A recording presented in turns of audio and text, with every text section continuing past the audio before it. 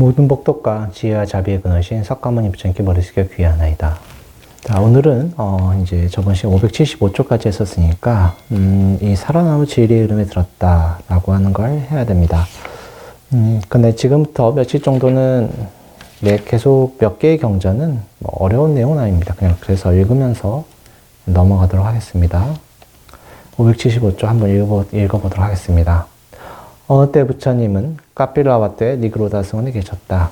그때 사가족의 사라까니가 죽었다. 근데 부처님 말씀하시기를 사라까니는 진리의 흐름에 든 사람으로서 더 이상 나쁜 곳에 떨어지지 않고 확정되어 깨달음을 향하여 나아간다고 선언하셨다. 그래서 많은 사가족들이 모여서 투덜거리고 불평하고 화를 내면서 말하였다. 정말 노라리입니다. 여러분 이젠 누구나 진리의 흐름에 든 이가 되겠습니다. 왜냐하면 부처님 말씀하시기를 얼마 전에 죽은 사라까니는 진리의 흐름에 든 사람으로서 더 이상 나쁜 곳에 떨어지지 않고 깨달음을 향하여 나아간다고 말씀하셨기 때문입니다. 그는 수행도 하지 않았고 술을 마셨습니다. 그래서 사가족의 마하나마는 부처님을 찾아가 인사를 드리고 한쪽에 앉아 이 모든 내용을 말씀드렸습니다. 이에 부처님은 말씀하셨다. 마하나마여, 제가 신도가 오랜 세월 동안 부처님과 가르침과 승가에 귀하였다면 어떻게 그가 나쁜 곳으로 가겠는가? 만일 누구든지 오랜 세월 동안 부처님과 가르침과 승가에 귀한 제가의 제자라고 말한다면 그는 바로 사가족의 사라까니를 바르게 말한 것이다. 사가족의 사라까니는 그렇게 행한 사람이다. 그런데 어떻게 그런 사람이 나쁜 곳으로 가겠는가? 만일 커다란 사라나무가 잘 설해진 것과 잘못 설해진 것을 알 수 있다면 나는 이 나무에게라도 이 나무는 진리의 흐름에 들어 더 이상 나쁜 곳에 떨어지지 않고 확정돼야 깨달음을 향하여 나아간다고 선언할 것이다. 하물며 사가족의 사라까니는 더 이상 무슨 말이 필요하겠는가? 사가족의 사라까니는 그가 죽을 때 수행을 성취하였다. 자, 이 사라까니라는 분께서는 평소에 계행이 청정하지 않았습니다만 불법 삼보에 기하기 때문에 다음 생에, 이번 생에 죽음에 이르러서도 수다원가, 임류과라고 하죠. 흐름에 들었다고 말씀하셨던 것입니다. 그래서 여러분들도 평소에 연부를 하신다든가, 수행을 하신다면, 여러분들 죽음에 이르러서도 악도에 떨어지지 않습니다. 그래서 예전 그런 이야기가 있지 않습니까? 어떤 분께서, 어떤 거사가 당나라 시절에 있었는데, 불자는 아니었습니다. 근데 대방강불 화응병이라고 한번 그 소리를 듣고 대방강불 화응경이 뭐지라고 생각하고 이제 죽음에 이르렀습니다. 그냥 평소에 생각했던 것도 아니고 그때 한 번, 몇 분 정도만 이 대방강불 화응경의 뜻이 무엇이지? 라고 생각했었는데 그 거사가 죽고 나서 이제 다음 생에 축생의 과보를 받을 뻔했습니다. 여러분들도 들어보신 분들은 아시겠지만 자기가 태어날 곳이 극락으로 보입니다. 그래서 자기가 이렇게 축생의 과보를 받으려고 할 때 어떤 신선들이 나타나가지고 이 좋은 곳에 와서 이 좋은 옷을 입어보시기 바랍니다. 해가지고 옷을 입으려고 할 때 하늘에서 이 소리가 들렸습니다. 아직 대방광불 화응경도 뭔지 모르는 사람이 왜 죽으려고 하느냐라는 소리 듣고 깜짝 놀라서 깨어났습니다. 그래서 깨어나서 보니까 자기가 그 옷을 입으려고 했던 곳이 그 자기 앞에 있는 나무 위에 있던 새 둥지였습니다. 그래서 거기에 한 새가 깨어나지 않고 죽어있던 것을 보고 내가 세모 받을 뻔했구나 라고 생각하셨었죠. 그래서 여러분들이 수행을 잘 하시고 잠시라도 부처님에 인연 맺으신 분들은 악도에 떨어질 확률이 극히 떨어집니다. 다만 아무리 부처님 법이라고 해도 오역죄를 지으시면은 여러분들 과보를 받아야 됩니다. 그걸 좀 명심하셨으면 좋겠습니다. 자, 그래서 불법성 삼보에 귀의한다는 것이 가장 큰 복이다 라고 생각하셔야 됩니다. 여러분들이 이제 살다 보면은 부처님 법에 귀의했다고 해도 아만심을 항복받지 않고 수행하시다 보면은 다음 생에 그 복을 이제 다 까먹고 난 다음에 좀 고생을 하겠죠. 근데 고생해가지고 여러분들이 악업을 지을 때 어떤 분은 들키지 않고 어떤 분은 바로 들키는 경우가 있습니다. 복이 없는 분들은 나쁜 짓 하면 바로 들키는 경우가 많은데, 근데 들키는 것이 과연 나쁜 것이냐? 그렇지가 않겠죠. 악도에 떨어지지 않게 하니까. 그리고 너무나 고생스러워서 부처님 법에 귀의해서 수행을 하신다고 하는 것들이 어떻게 복이 아니겠습니까? 세속의 복이라는 것 때문에 복진 타락이 될 수가 있는 것입니다. 그래서 부처님 법에 귀의해서 수행할 수 있다는 건 참 큰 복이로구나 요새 많이 생각을 합니다. 자, 이어서 577쪽 바울가강으로 왜 갑니까? 읽어보도록 하겠습니다. 이같이 나는 들었다. 어때 부처님은 사띠 기원정사에 계셨다. 그때 브라흐민 순다리카 바라두아자는 부처님께 이와 같이 말하였다. 고따만 주자님은 바우카강으로 목욕하러 가십니까? 브라흐민이여, 바우카강으로 왜 갑니까? 바우카강에 무엇을 할 수 있습니까? 고따만 주자님, 많은 사람들은 바우카강이 그들을 깨끗하게 한다고 생각합니다. 바우카강은 많은 사람들의 공덕이 된다고 생각합니다. 그래서 많은 사람들이 바우카강에서 그들이 지은 악한 행위를 씻어냅니다. 이에 부처님은 브라흐민 순다리카 바라두아자에게 개송을 말씀하셨다. 바우카강에서 아디까까, 가야, 그리고 순다리카강과 사라사띠강과 빠야가, 그리고 바우마띠강에 어리석은 자 영원토록 목욕한다 해도 그의 검은 행위를 깨끗이 할 수 없네. 순다리카강이 무엇을 할 수 있는가? 빠야가, 바우카강이 무엇을 할 수 있는가? 잔인하고 잔혹한 짓을 한 사람들, 강들은 일어나기를 씻어 깨끗이 할 수 없네. 마음이 순수하고 맑은 사람들, 매일매일이 정화의 날이고 포사의 날이네. 행동이 바르고 마음이 깨끗한 사람은 자신의 계행을 온전히 하네. 브라흐민이여, 이 가르침에 목욕하라. 그래서 모든 존재를 안온하게 하라. 거짓말을 하지 않으며, 살아있는 생명을 죽이지 않으며, 주지 않는 것을 훔치지 않으며, 믿음을 가지고 인색하지 않으면 강으로 갈 필요가 있겠는가? 왜냐하면 어떤 우물도 가야이므로.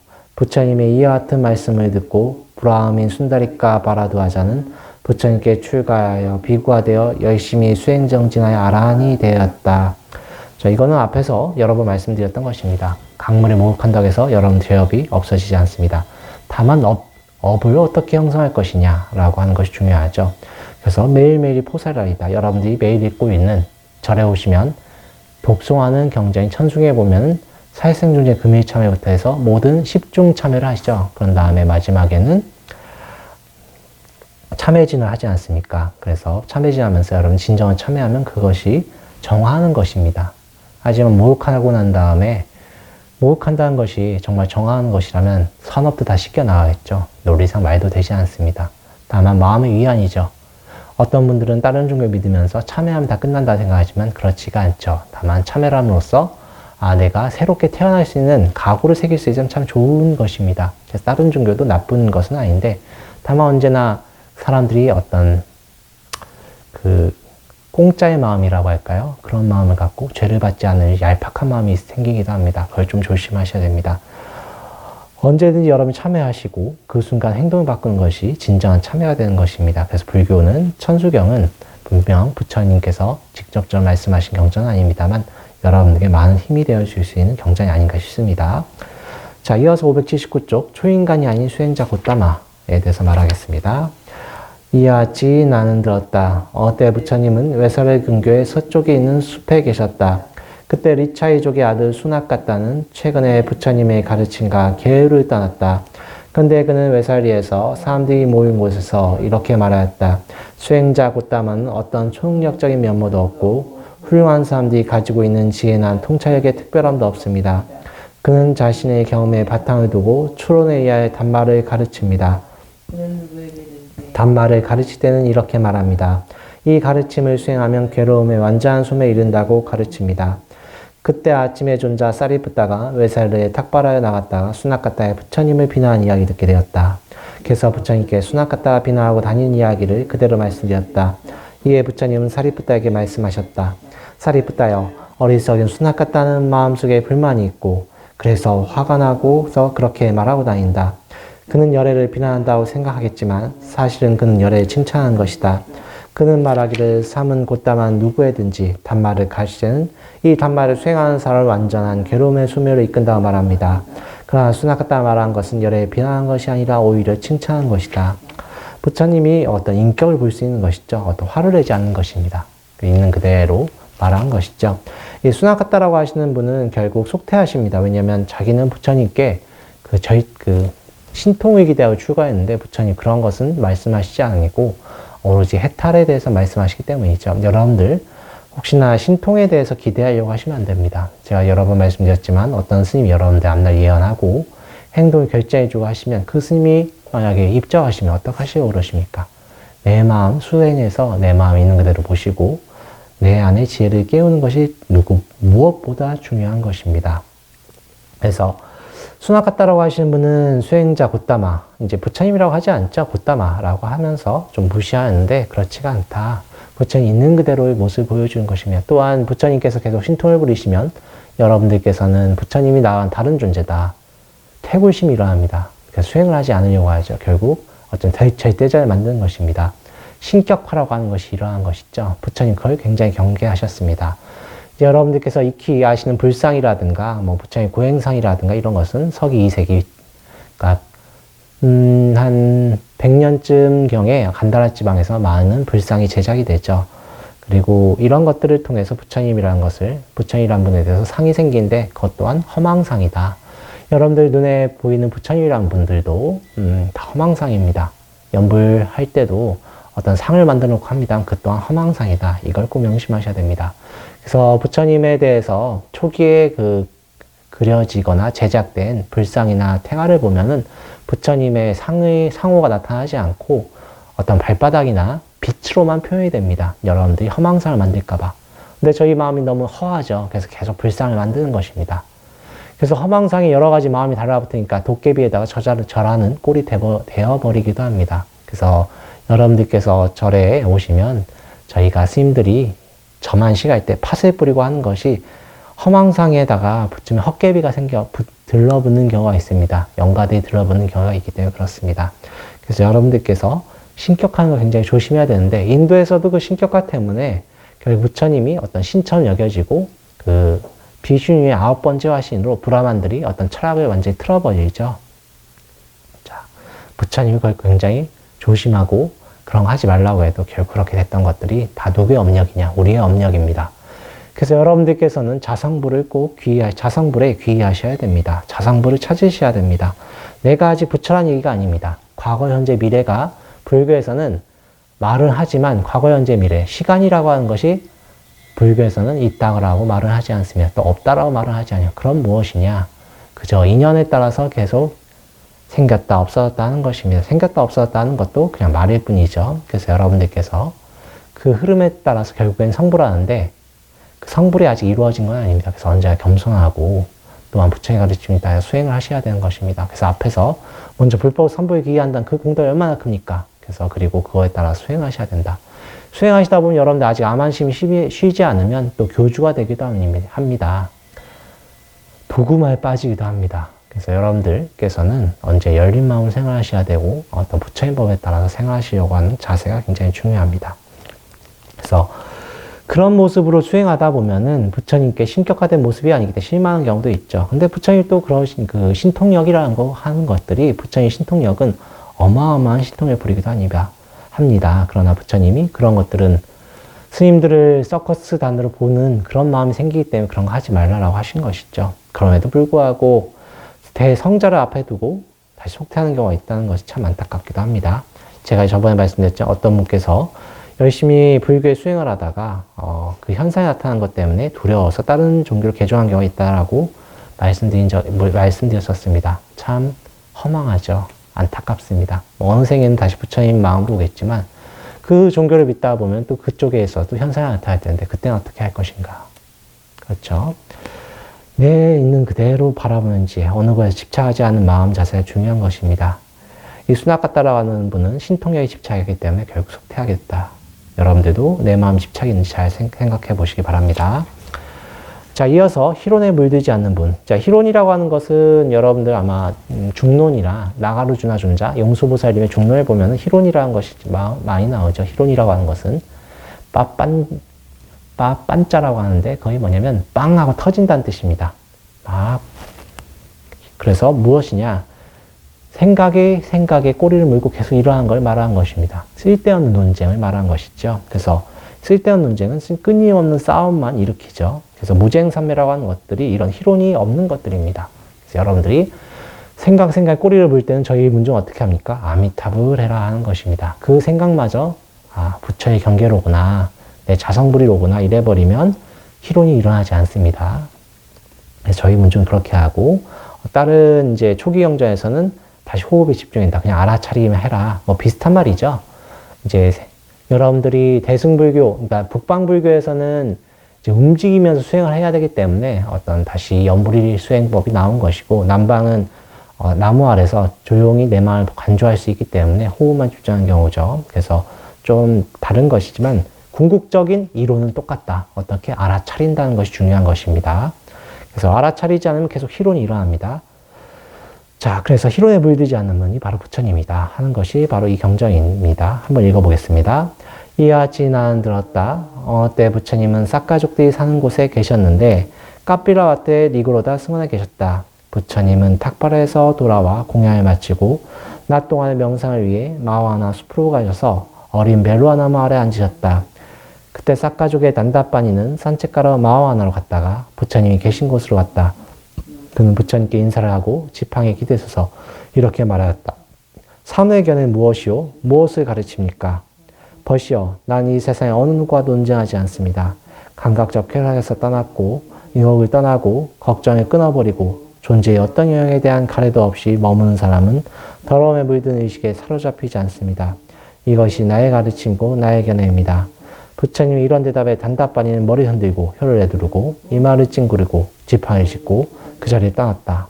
부처님 저녁 낮에 명상을 끝내고 다시 니그로다 승원에 돌아오셔서 비구들이 모인 자리에서 단다빠니와의 대화를 모두 이야기하셨다.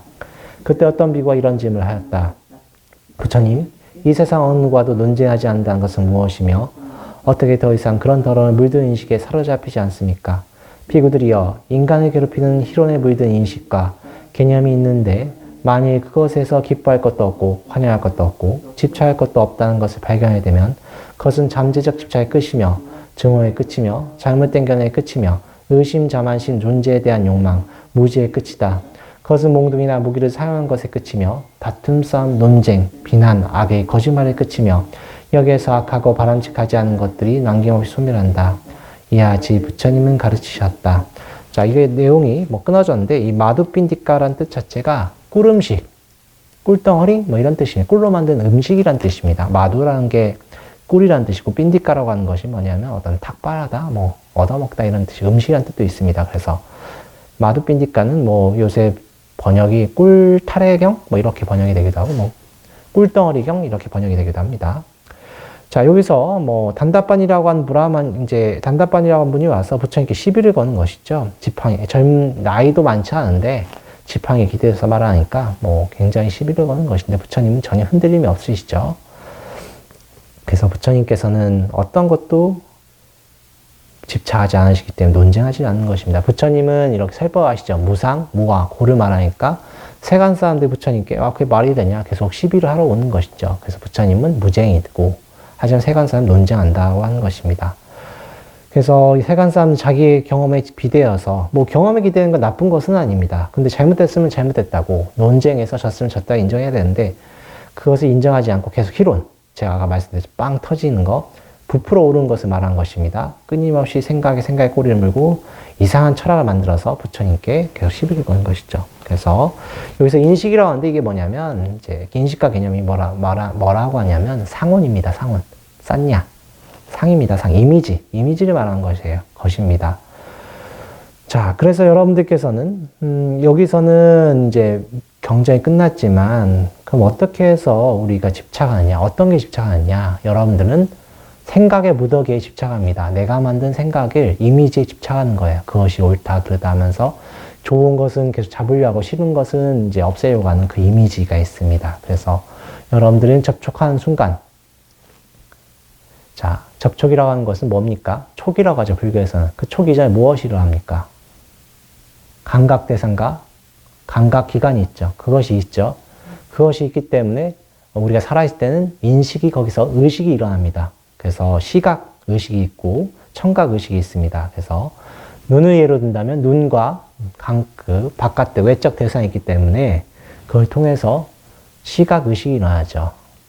안식이라고 하는 것이 일어납니다. 그러면 그걸 통해서 우리가 촉이라고 하는 것이 되죠. 그걸 촉이라고 하는 것입니다. 아는 거예요. 자, 촉이 일어납니다. 그럼 촉 다음에 무엇이 일어납니까? 바로 개념이 일어납니다. 엄밀히는 촉수 애치인데 촉 다음에는 엄밀히 개념이 일어나요. 딱 개념이 일어납니다. 관념, 이미지가 일어나요. 이미지가 바로 일어나지 않습니까? 그렇죠? 그것이 어떤 지식이란 뜻이 아니에요. 그래서 이미지 같은 거 일어납니다. 그러면 그 이미지를 통해서 좋다 싫다 일어나죠. 좋다 싫다 일어난 것입니다. 그 좋다 싫다를 통해서 또 끊임없이 또 그걸 통해서 판단하죠. 그때 판단한 것이 뭐냐면 바로 이제 심입니다. 이것이 무엇이지? 이렇게 개념 전개를 하는 거예요. 개념 전개를 하는 것입니다. 좋다 싫다가 일어난 다음에 어떤 막 관념적으로 뭐가 일어나지 않습니까? 이것이 무엇일까 분석하기 이런 마음이 일어나죠. 그 분석하는 마음이 계속되면은 이제 그것이 실론이라고 하는 것입니다. 이것이 무엇이고 철학이 전개되고, 예를 들어 처음에 이제 음양이라고 하는 것을 보시면 알겠지만, 이제 주역의 음양이라고 하는 것은 지금 굉장히 의미가 깊습니다만, 원래 음양은 양지와 음지에서 시작을 한 것입니다. 그걸 가지고 이제 세상을 설명하려고 하는 것이죠. 그것도 희론이 될 수가 있습니다. 집착을 하는 순간 희론이 돼버리는 거예요. 그래서 희론을 통해서 다시 생각의 무더기들이 쌓이죠. 처음에 생각만 있지만, 생각이 하나만 일어났지만 그걸 통해 여러 가지 생각들이 일어나잖아요. 그것이 바로 생각의 무더기라고 하는 것입니다.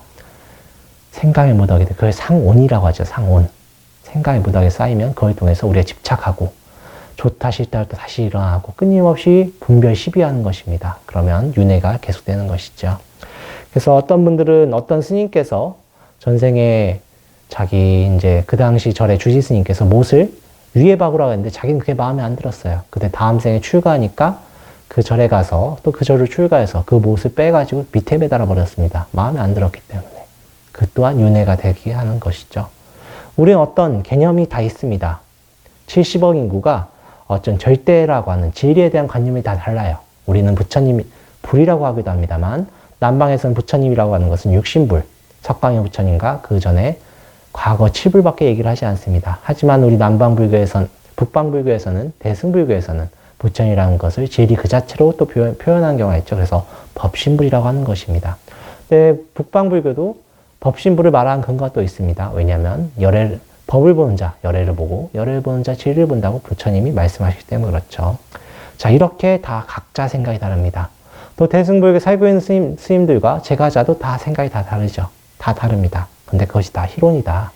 그래서 저희 불교에서는 제일 중요한 게 뭐냐면 수행을 말씀드리는 것입니다. 그래서 수행을 열심히 하셔야 되는 것이죠. 그래서 여러분들 아미타불 하실 때 어떻게 하면 내 생각 항복받을 것인가가 굉장히 중요한 것입니다. 그래서 보리방편문, 저희 문중은 보리방편문이 중요하니까 보리방불교에서 수행을 해야 되는 것이지요. 그렇게 하시면 여러분 많은 이득이 있을 것입니다. 자, 이어서 어두운 행위에는 어두운 결과가 따른다라고 되는데, 이것은 좀 경전얘기입니다. 그래서 이것은 제가 다음 시간에 하도록 하겠습니다. 그래서 여러분들께서 오늘은 이 설법이 이제 오늘 그 마두빈디까 경까지만 할 것인데, 여러분들께서는 수행하실 때 내 마음 바라보는 게 굉장히 중요한 것입니다. 업이라고 하는 것은, 부처님이 업이라고 말씀하신 것은 의도가 굉장히 중요합니다. 의도. 그 나를 계속 형성한 그 의도. 그 의도를 없애버리셔야 돼요. 근데 없앤다고 해서 없어집니까? 그러면 어떻게 할 것인가?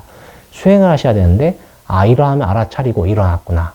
그 일어난 다음에 또 그 생각이 없으면 없어졌구나. 알아차리는 게 굉장히 중요한 것입니다. 그래서 저희 문중은, 저희 절에서는 아미타불 또는 관세음보에 집중하면서 내 마음이 이러하면, 아, 그 생각을 대고 계속 염불해라 라고 하는 것입니다. 그렇지 않으면 여러분들께서 그 생각에 끄달려가서 희론에 빠져버리게 됩니다. 철학 하나의 철학을 세우고 그 철학을 바탕으로 어떤 어떤 부파를 만드는 것 때문에 또 끊임없이 윤회의 세계에 빠질 수가 있습니다. 그래서 그 모든 생각만 알아차리시고 그 생각에 대해서 자유로워져야 되는 것입니다. 생각에 자유로워지지 않으면 상온이 돼가지고 또한 새롭게 윤회를 하는 것이죠. 그래서 여러분들께서 아시겠지만 부처님이 말씀하신 멸진정의 또 다른 말이 상수멸정이죠. 생각들이 멸해지는 삼매라는 뜻입니다. 그래서 이번 생에 생각들 많이 항복받으시기 바랍니다. 오늘 설법 이것을 끝내겠습니다. 나무 석가모니불, 나무 석가모니불, 나무 시아분사 석가모니불.